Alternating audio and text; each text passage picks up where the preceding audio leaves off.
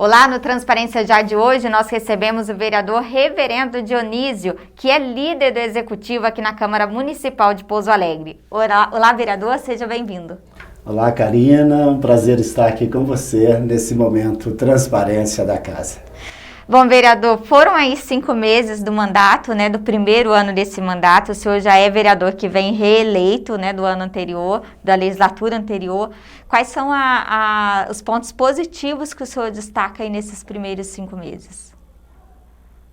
Em primeiro lugar, eu destaco a questão da possibilidade de conciliação.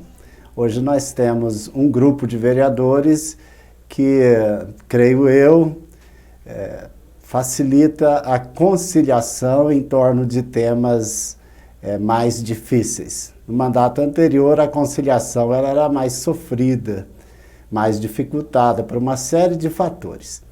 E hoje, em primeiro lugar, conciliação. Acredito que qualquer tema aqui nós conseguimos chegar mais próximo de conciliar ideias, porque o que o povo precisa é disso, que nós sejamos capazes de trabalhar representando o povo, mas de chegar aos acordos políticos necessários para a cidade não parar, Então, no mandato anterior, alguns assuntos se arrastavam por muito tempo e aquilo trazia prejuízo de diferentes formas. Hoje nós conseguimos conciliar mais facilmente.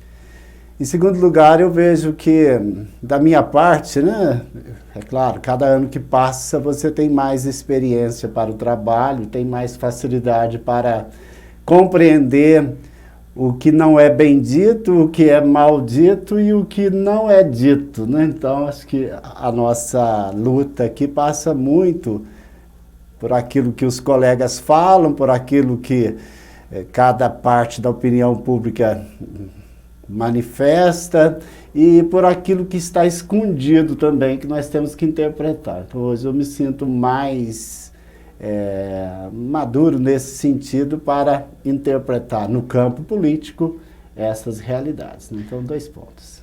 Bom, nós temos mostrado aí na TV Câmara, por meio também das nossas redes sociais, que o trabalho do vereador não se resume em suas atividades dentro do plenário, nas sessões ordinárias e nas audiências públicas, vereador? Eu queria que o senhor comentasse um pouquinho, então, de quais são os trabalhos que o senhor tem realizado aí nesses primeiros meses do ano, dentro do gabinete do senhor. Dentro do gabinete, o gabinete fica aberto o dia todo, de manhã até às 6 da tarde, Se eu não estou ali, mas tem um dos assessores que está presente, então todos os dias o gabinete 14 do Reverendo Dionísio está aberto, como a maioria dos gabinetes funciona assim, desde o início da manhã. Abriu a casa, gabinete aberto para atender a população.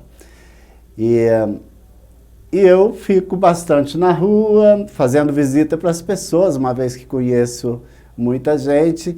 E, sobretudo, hoje não tem como, Karina? O trabalho do vereador ele acontece muito de maneira online. Por quê? Porque as pessoas têm mais facilidade para chegar até nós por meio de mensagens de WhatsApp, por meio de telefonemas e tudo mais. Então, o trabalho do vereador, quando visto por uma pessoa menos crítica, ou que não conhece muito a vida do dia a dia, ou às vezes até por maldade, dependendo do caso, ela imagina, nossa, o vereador só vai um dia lá na Câmara, faz uma reunião ordinária e acabou. Se fosse só isso, Na verdade, vereador não tem dia de folga, em primeiro lugar. Ou seja, ontem era quase meia-noite, eu ainda estava respondendo questões para a população, eu estava encaminhando trabalhos. Domingo passado, para dar um exemplo, era também quase 11 da noite, onde eu recebi ligação, pessoa pedindo orientação, pedindo encaminhamento de algumas situações, e eu lá atendendo. E durante o dia, não tem feriado, todo dia é dia para você atender a população. Então, tradicionalmente falando, conhecemos lá o que diz a lei. O vereador ele vai legislar, fazer leis, e o vereador vai fiscalizar as ações do prefeito. Bem, só que tudo isso é feito, todos nós aqui fazemos da melhor forma possível, mas o que mais ocupa o nosso tempo é representar a população, ser ouvido da população, ser voz da população aqui dentro, fazer com que a fala daquela senhora simples lá do bairro tal, que às vezes nunca teve a chance de falar o que ela pensa, de dar sugestões dela, eu tenho que fazer com que a fala dela chegue ao gabinete do prefeito, chegue à tribuna dessa casa, chegue até as nossas reuniões de comissões. Eu tenho que fazer com que a fala daquele senhor que às vezes nem sabe escrever, que ela seja valorizada. Eu tenho que fazer com que a fala daquela pessoa que teve uma oportunidade de vida acadêmica longa e que tem muitas sugestões para oferecer, eu tenho que ajudar essa pessoa a ser ouvida também nesse ambiente, porque a política é um ambiente de todos, mas de todos aqueles que manifestam os seus interesses. Então o vereador vocaliza, manifesta, se torna a voz da população. E para isso não tem hora. Então o nosso trabalho, seja na fiscalização de obras, acompanhamento de obras, seja na legislação, estudando leis para saber o que está votando, né? Para votar e saber explicar o que está votando e por que está votando.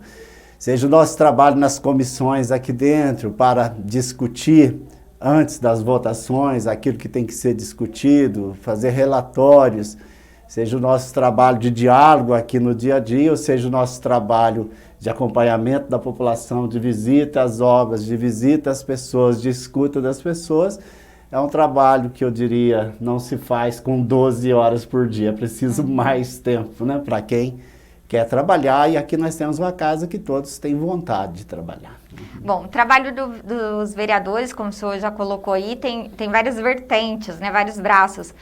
Mas o senhor acredita que o mandato do senhor tem alguma bandeira específica, algum viés que o senhor direcione mais o trabalho do senhor?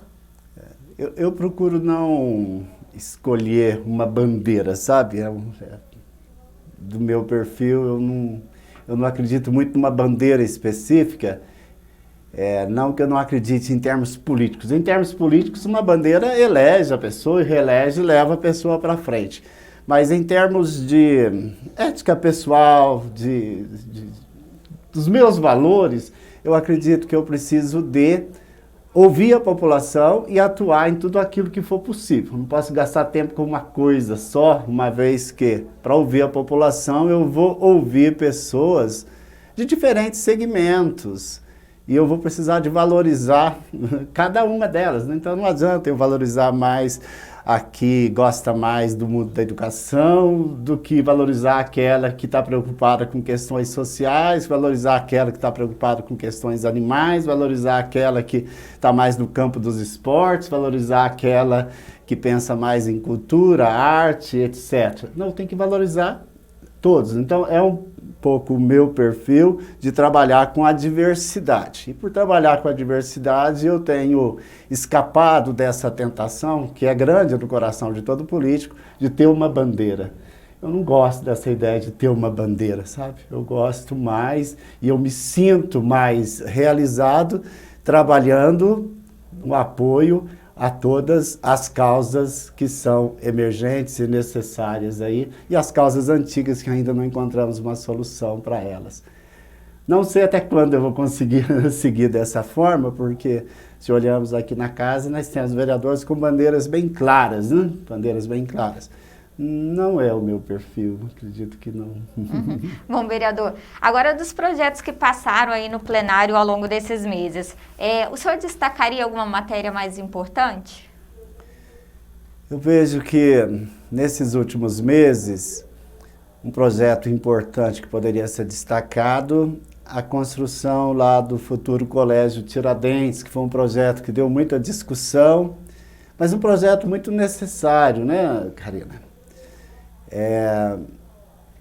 Ter um colégio a mais, ter uma escola a mais para atender nossas crianças, adolescentes e jovens, é de um valor sem medida, sem medida. Depois tivemos lá uma discussão sobre área verde, área institucional, e pessoas do meio ambiente levantaram a bandeira lá do meio ambiente, mas no meu modo de ver, nós chegamos a um consenso melhor possível para usar a área institucional e sem ofender o meio ambiente. No meu modo de ver, protegemos ainda mais o meio ambiente ligado ao horto florestal, como conhecemos aqui popularmente em Pouso Alegre, e teremos aí mais uma escola. Outros projetos importantes nesses últimos meses, passos foram dados para compreender melhor a situação do IPREM, dos servidores públicos aposentados, e já aprovamos lei há não muito tempo que organiza as alocações de recursos da prefeitura para o IPREM, né? Uma tentativa de pensar a médio e longo prazo. Foi um projeto importante votado nos últimos meses. E outros de igual valor, porque a manutenção da cidade, ela passa por aquilo. Então, quando tem uma máquina trabalhando lá na sua rua, um dia nós assinamos essa lei aqui, votamos a favor dessa lei. Não se faz nada nessa cidade sem a aprovação do uso de recursos por parte dos vereadores. Então, todos os projetos são importantes, mas eu destaco esse do Colégio Tiradentes. Bom, agora vamos falar um pouquinho da pandemia da Covid-19, vereador. Querendo ou não, o assunto acabou adentrando o plenário de todas as câmaras no Brasil inteiro e virando assunto de todas as tribunas parlamentares, né? Como que o senhor avalia essa situação aqui em Pouso Alegre, o trabalho que os vereadores têm feito em conjunto com o Executivo, o que o senhor tem a dizer? Eu penso que a pandemia foi enfrentada de um modo inadequado no Brasil. E por causa disso, não tem muita saída para o município. Então eu vejo que os municípios, eles ficam amarrados a decisões superiores ao município, que vem de Brasília, que vem do Estado e assim por diante. Eu costumo brincar, Karina, se fosse para eu decidir o que fazer em tempos de pandemia, eu jamais faria essas paradas regulares, mais ou menos, que no meu modo de ver não resolve o problema. Nós só estamos empurrando o problema, e o problema já dura mais de ano sendo empurrado.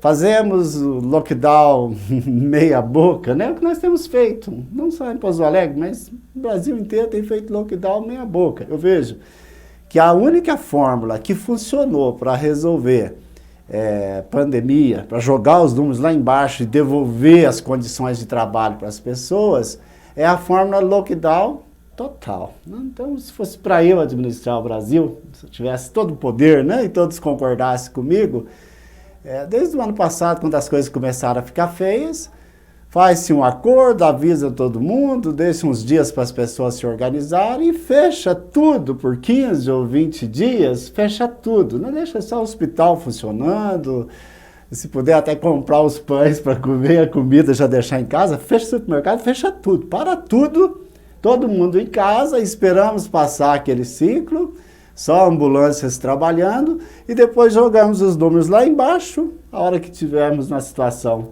de tranquilidade, voltamos para a rua e vamos trabalhar dia e noite para repor aquilo que deixamos de produzir lá no passado.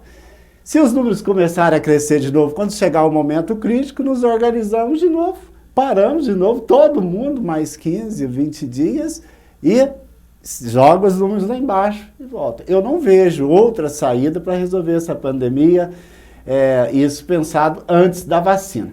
Agora que temos a vacina, é claro, se é necessário, lockdown de novo, mas vacina para todo mundo.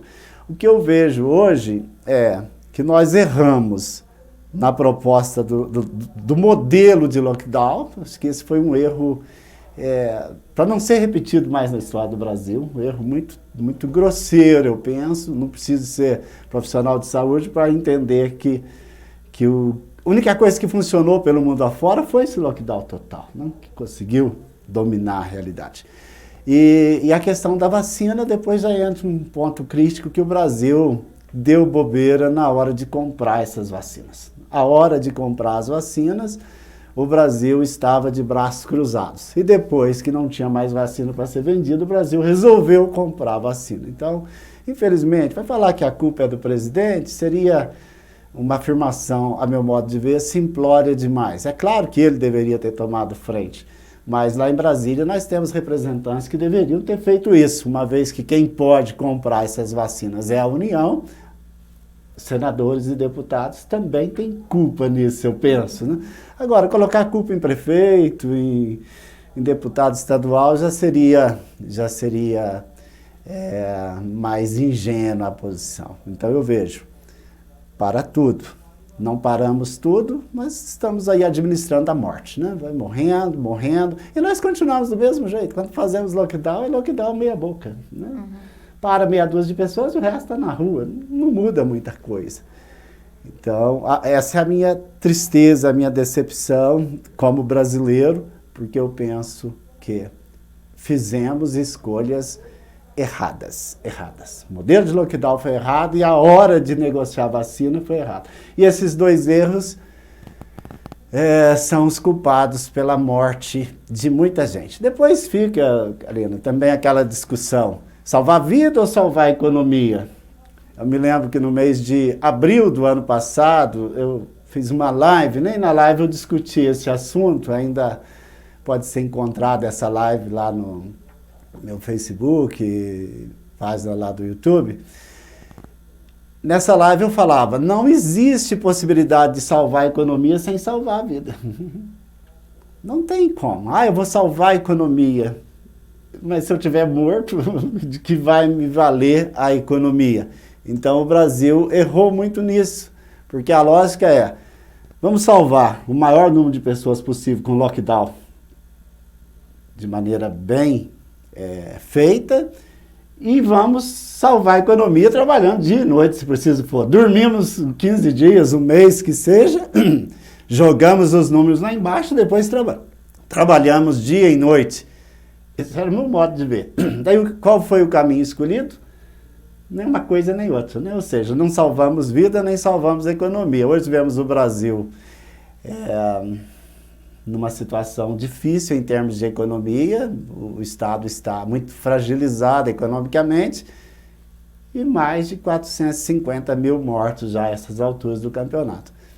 Duas derrotas por causa de duas escolhas inadequadas. Um lockdown mal feito e uma ideologia inadequada, achando que dava para salvar a economia, que a vida seria salva. Isso é impossível.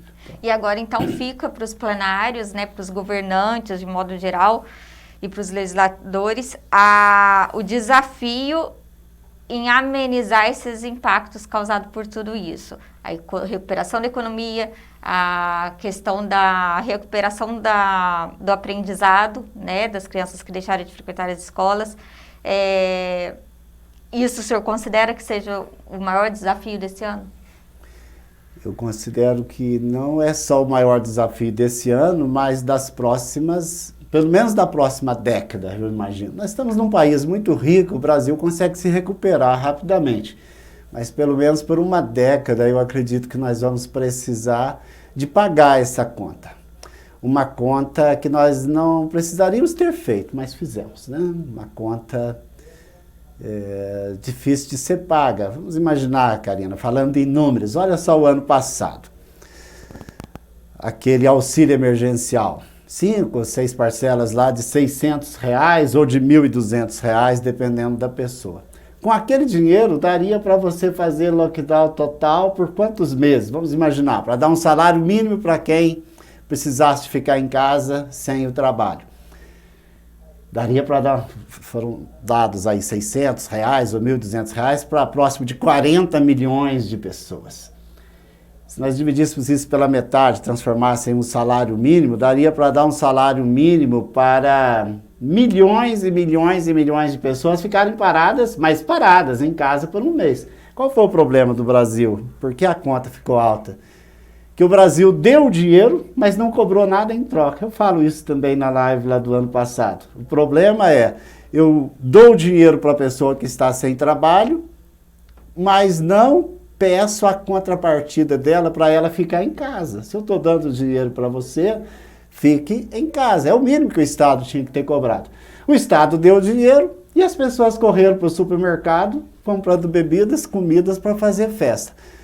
Aí a dívida ficou maior ainda, né? Nós não resolvemos o problema da pandemia, nós gastamos os recursos que tínhamos para gastar em situações de emergência e nós bombamos a viagem do vírus aí com as festas, né?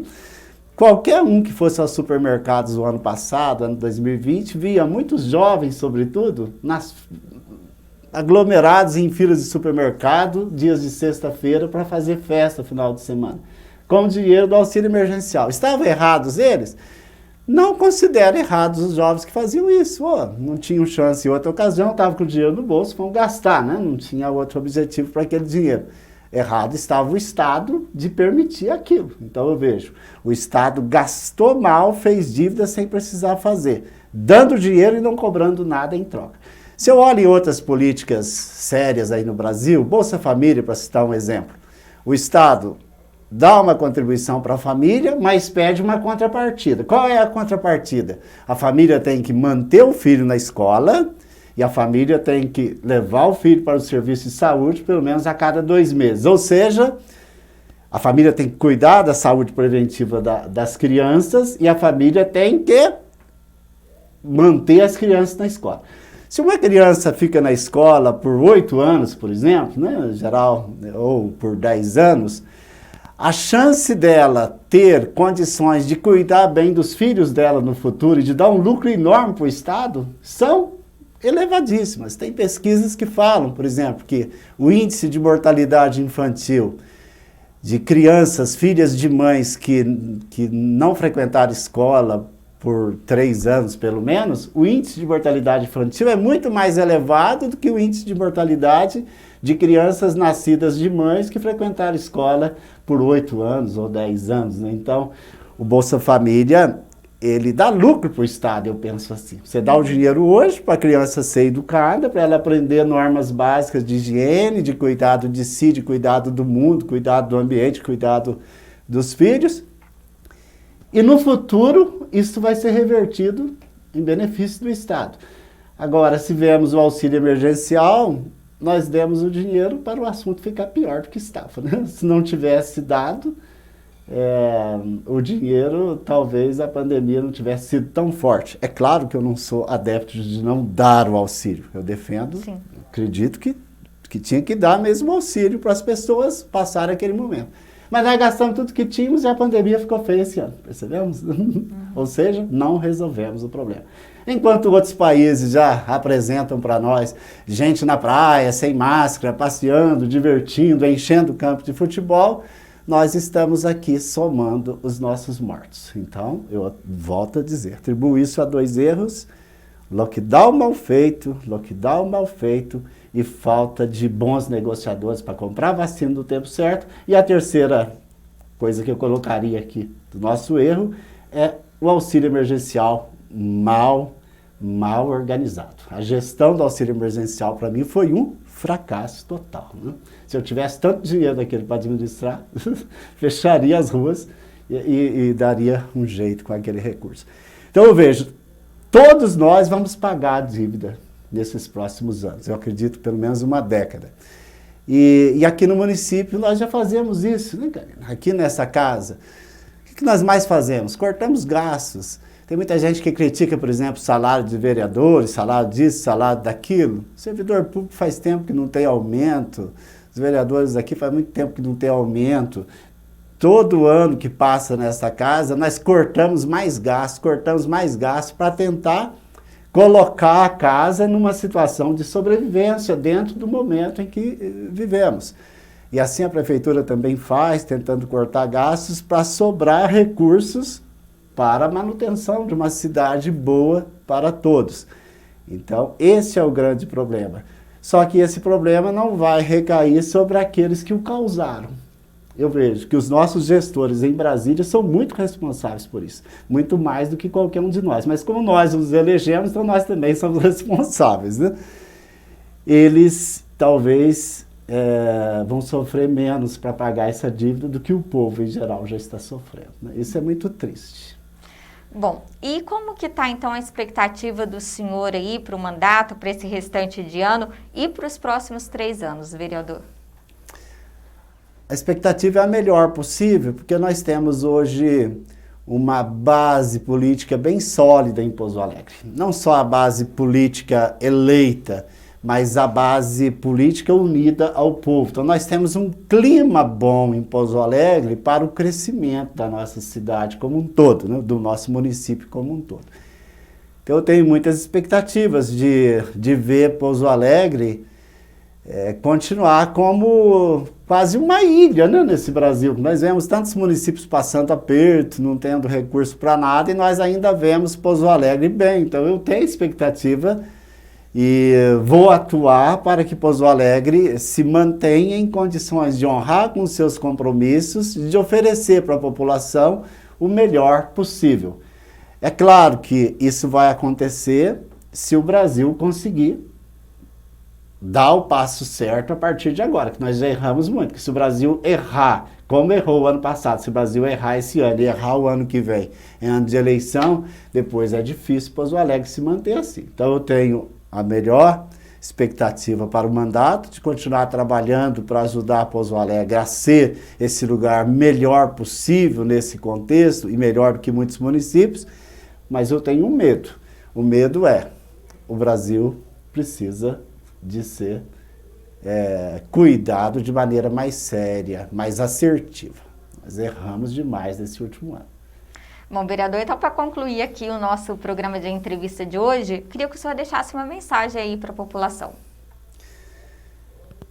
Caro Pouso Alegrense, amigo e amiga Pouso Alegrense, eu convido vocês a conhecerem mais a vida do vereador no dia a dia. Vocês votaram para alguém ou anularam o voto, não sei, ou não tiveram tempo de votar no dia, isso é menos importante. O importante hoje é vocês se aproximarem de algum vereador. Nem precisa de vir aqui até a Câmara, se você não acha interessante isso. Mas entre em contato, todos nós temos os nossos números e contatos divulgados aí nas redes sociais. É muito importante você conhecer o trabalho, porque nós não estamos aqui trabalhando para nós mesmos. Eu não trabalho para mim. E acredito que meus colegas aqui não trabalham para eles. Nós estamos aqui para trabalhar para vocês.